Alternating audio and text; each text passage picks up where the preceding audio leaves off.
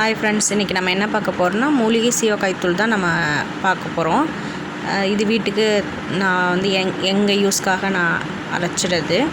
என்னென்ன போட்டு அரைச்சிருக்கோன்னு இந்த ஃபஸ்ட் வீடியோவில் பார்க்கலாம். அதுக்கப்புறம் ஒவ்வொரு பொருளோடைய பெனிஃபிட் என்னென்னு நெக்ஸ்ட் வீடியோவில் பார்க்கலாம். இப்போ 1 கிலோ சீவக்காய்க்கு என்னென்ன பொருள் போட்டிருக்கோம், 22 வகையான மூலிகை வந்து நம்ம போட்டு அரைக்க போகிறோம். ஃபஸ்ட்டு சீவக்காய், வெட்டி வேறு, அதுக்கப்புறம் வெந்தயம், இது வந்து செம்பருத்தி பூ,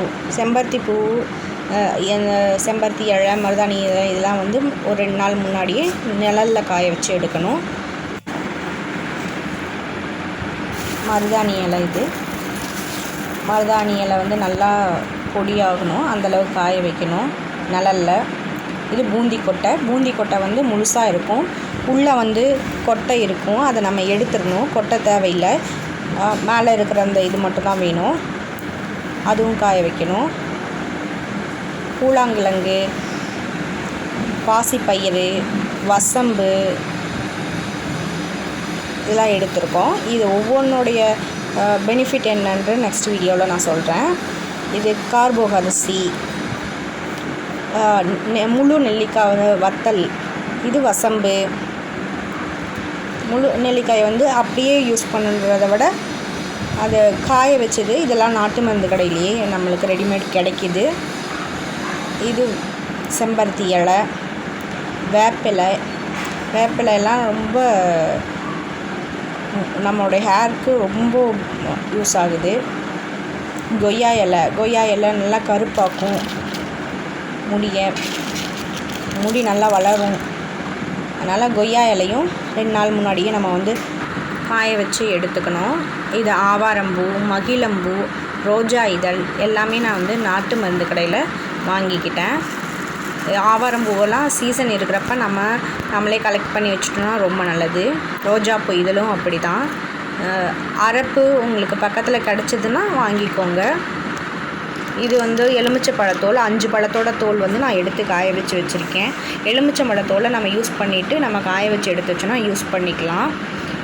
அரப்பெல்லாம் எனக்கு பவுடர் ஃபார்ம் தான் கிடச்சிது, இலையாக கிடைச்சாலும் ரொம்ப நல்லது. இது நீலி அவுரி, ரொம்ப யூஸ் ஆகும் முடி வளர்ச்சிக்கு, கருமையாக்கும். வெள்ளை கரிசலாங்கண்ணி, இது எல்லாம் வந்து இலையாக கிடச்சதுனாலும் வாங்கி காய வச்சு யூஸ் பண்ணிக்கோங்க. கெமிக்கல் போடுற ஷாம்பு போட்டு நம்ம சீக்கிரமாக முடி நரைச்சிரும், கேன்சர் வரும்னு சொல்கிறாங்க. அதனால் நம்மளாம் இந்த மாதிரி மூலிகை போட்டு நம்மளாக தயார் பண்ணி யூஸ் பண்ணும்போது முடி வந்து நல்லா ஸ்ட்ராங்காக நீளமாக வளரும்.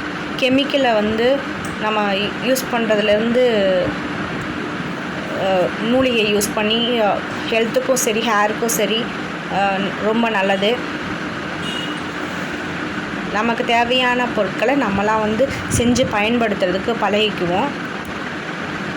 சீரக்காயெல்லாம் ரொம்ப நல்லது, உடம்புக்கு குளிர்ச்சியை தரும். இது வந்து இப்போ காய வச்சு எடுத்து வச்சுருக்கேன் பாருங்க, வெயிலில் போட்டு காய வச்சு தனித்தனியாக காய வச்சுருக்கோம். காய வச்சு எடுத்து உடச்சா நல்ல சவுண்ட் வந்து கேட்கும், பொடி ஆகும். நம்ம கையில் இப்படி பண்ணும்போதே நல்லா உடஞ்சி தூள் ஆகணும். அந்த மாதிரி வந்தால் தான் அது நல்லா காஞ்சிருக்குன்னு அர்த்தம். இப்போ எல்லாத்தையும் எடுத்து போட்டு நம்ம மிஷினில் கொடுத்து அரைச்சிக்கலாம். மிஷினில் கொடுத்து அரைக்கிறதுக்கு பாருங்கள், பூந்தி கொட்டையெல்லாம் எப்படி நுணுங்குதுன்னு.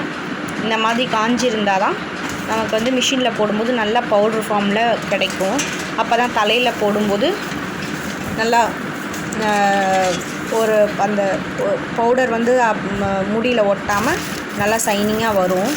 பாருங்கள், எல்லாமே நம்ம வந்து கையில் எடுத்து நுணுக்கும் போதே அது வந்து நல்லா பொடி ஆகிடும்.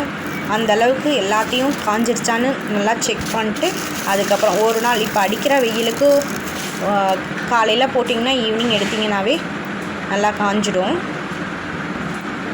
இதை வந்து நம்ம மிஷினில் கொடுத்து அரைச்சதுக்கப்புறம் நம்ம எப்படி இருக்குதுன்னு பார்ப்போம். முடிஞ்ச வரைக்கும் நம்ம வந்து ஷாம்பு யூஸ் பண்ணாமல் சீயக்காய் யூஸ் பண்ணுவோம், முடிக்கு ரொம்ப நல்லது.